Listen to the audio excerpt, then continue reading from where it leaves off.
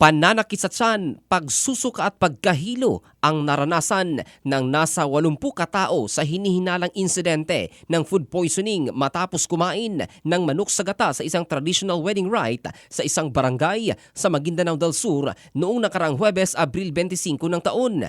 Ayon kay South UP Mayor Reynalbert Insular, ang mga biktima ay bisita sa isang uyot, isang traditional wedding rite ng indigenous Teduray tribe sa Barangay Pandan, South UP.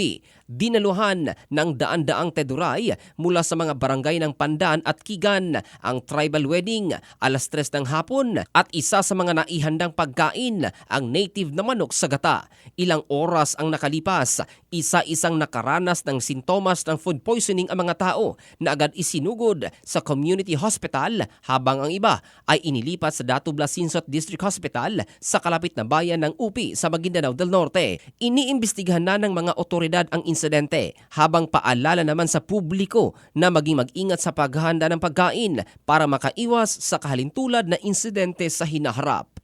Ito si Jofel Candado in the heart of changing lives ng Brigada News Philippines, the Music and News Authority.